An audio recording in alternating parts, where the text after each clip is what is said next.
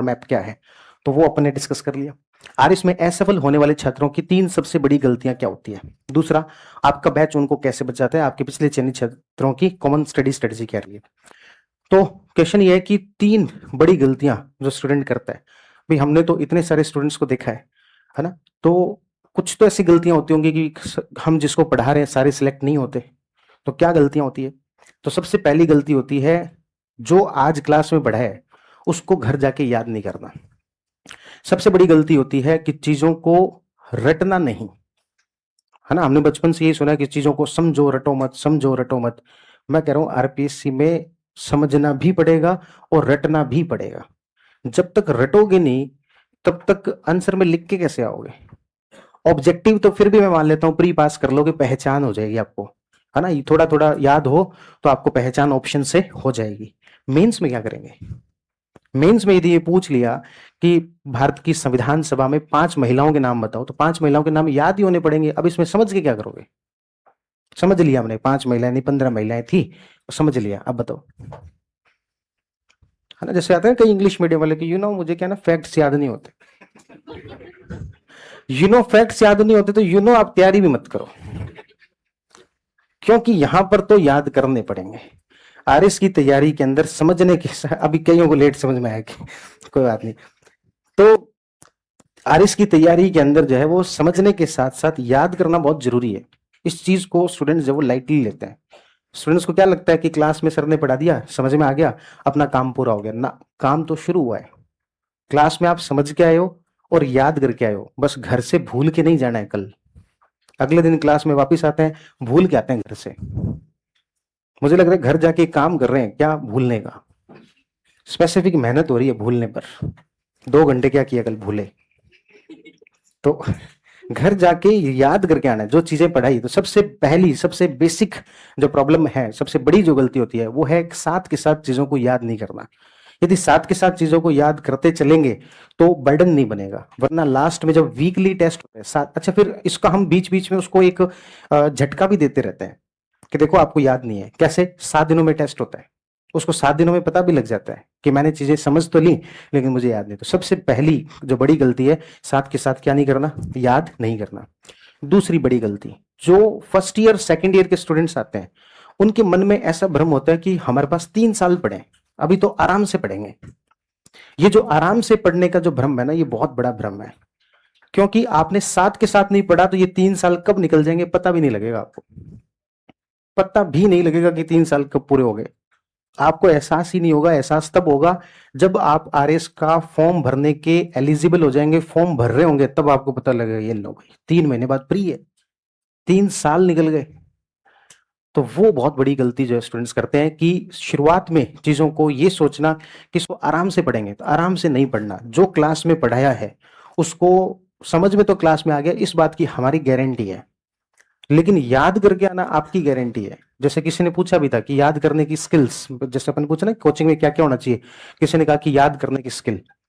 याद करने की स्किल हम अपनी तरफ से खूब सिखाएंगे, ये करना है, लेकिन घर जाके एक बार तो अभ्यास करना पड़ेगा, एक बार तो रिवाइज करना पड़ेगा।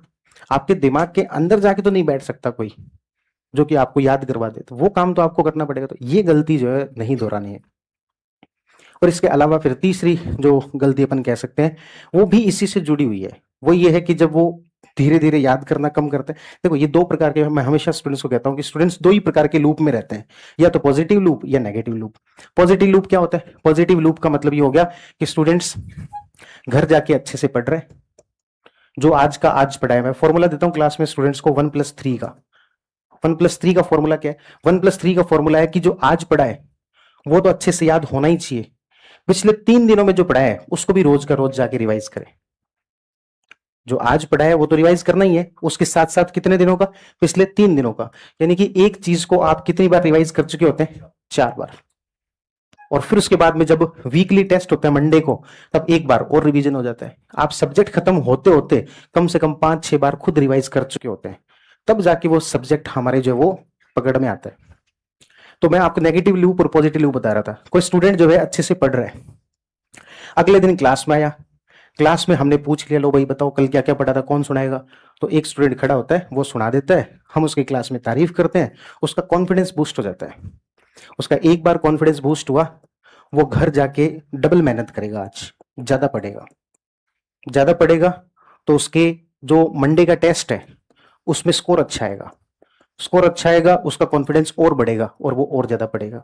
ये पॉजिटिव लूप है, देखने में बहुत आसान लग रहा है, लेकिन स्टूडेंट्स कई बार चलते कई बार किस में चला जाता है, नेगेटिव लूप। इस वीक किसी कारण से पढ़ाई नहीं की, पता लगा कि अगले दिन क्लास में नंबर उसी का आ गया, कल भाई बता क्या पढ़ा था कल, अब वो नहीं बता पाया, कॉन्फिडेंस क्या हो जाता है, डाउन। ठीक है, उसके बाद में वो नजरें चुराने लगता है और टेस्ट से भी भागने लगता है, मंडे का टेस्ट देता नहीं है, तो मंडे का टेस्ट उसने दिया नहीं, अब अगली बार उसी सब्जेक्ट का दोबारा टेस्ट हो रहा है, उसके मन में हमेशा एक वो रह जाता है। जैसे मान लो आपने कभी अनुभव किया होगा 10वीं 11वीं 12वीं क्लास के अंदर कि हम स्कूल में पढ़ते हैं, है ना, रोज क्लास जा रहे हैं, किसी एक दिन ऐसा हुआ कि हम क्लास नहीं गए, उस दिन टीचर ने 2 पेज के नोट्स लिखवाए, अब अपन ने किसी दूसरे से नोट्स लेके वो नोट्स लिख भी लिए, लेकिन पता नहीं क्यों जब भी हम रिवीजन करते हैं उन 2 पेज में कभी कॉन्फिडेंस ही नहीं आता, जबकि हमें वो समझ में आ चुका है, वो 2 पेज में जो भी लिखा हुआ है समझ में भी आया हुआ है, नोट्स भी हमारे पूरे हैं, पर उन 2 पेज में जो हमने एक दिन क्लास स्किप की थी उसमें पता नहीं क्यों कॉन्फिडेंस आता ही नहीं है। इसके पीछे का साइकोलॉजी क्या मुझे नहीं समझ में आई, कि फैक्चुअल नॉलेज हमारे पास में है, समझ में भी आ गया है, नोट्स भी हैं, लेकिन क्लास स्किप की थी, ये साइकोलॉजी दिमाग में बैठी हुई है और उस 2 पेज में कॉन्फिडेंस नहीं आता। तो यही स्टूडेंट के साथ में होता है, एक बार कॉन्फिडेंस डाउन हुआ, वो क्लासेस थोड़ी स्किप करने लगता है, टेस्ट स्किप करने लगता है और वापिस उसकी पढ़ाई और क्या हो जाती है, कम। ये कैसा लूप है, नेगेटिव लूप। और ऐसा हर स्टूडेंट की पहली रैंक भी आएगी, उसके लाइफ में भी, उसकी तैयारी वाली जर्नी में भी ऐसे नेगेटिव लूप आते हैं। बस इस नेगेटिव लूप को तोड़ना बहुत आसान है, स्टूडेंट्स थोड़ी सी हिम्मत रख ले, थोड़ा सा हमारा तरीका अपना ले तो इसको तोड़ना बहुत आसान है, कोई मुश्किल टास्क नहीं है। क्या करना है, आपने अब तक जो हुआ उसको छोड़ो, आप तो अगले मंडे का जो टेस्ट है उस पर फोकस करो। इस नेगेटिव लूप को आप तोड़ दोगे 1 हफ्ते में, 1 हफ्ता लगेगा, एक दिन में नहीं टूटेगा। जब भी आप ऐसे नेगेटिव लूप में फंसे हो 1 हफ्ता लगेगा। कैसे लगेगा, कि जो अगले मंडे का टेस्ट है, फॉर एग्जाम्पल अगले मंडे टेस्ट है पॉलिटी का, पॉलिटी को मैं 6 भागों में डिवाइड कर लूंगा, कि मुझे मंडे के मतलब ट्यूसडे के दिन पहला भाग रिवाइज करना ही है, फिर अगले वेडनेसडे के दिन सेकंड पार्ट रिवाइज करना ही है ना, फिर ऐसे संडे को पूरी पॉलिटी रिवाइज करनी है, मंडे को टेस्ट दिया, स्कोर अच्छा आया, वापिस आप पॉजिटिव लूप में आ जाएंगे। नेगेटिव लूप को तोड़ने का 1 हफ्ते का काम है, बस उसको कोई एक डोर पकड़नी पड़ेगी। जब भी कहीं ऐसा होता है ना कि अपन डूब रहे हैं, तो बस एक कोई रस्सी हाथ आ जाए, उस रस्सी के थ्रू अपन वापस कहां पहुंच जाए, किनारे। तो वही है कि कहीं किसी 1 हफ्ते से वापस किसी एक सब्जेक्ट से वापस शुरू कर दो और वापस पॉजिटिव लूप में आ जाओ। एक बार पॉजिटिव लूप में आए उसमें चलते रहते हैं फिर।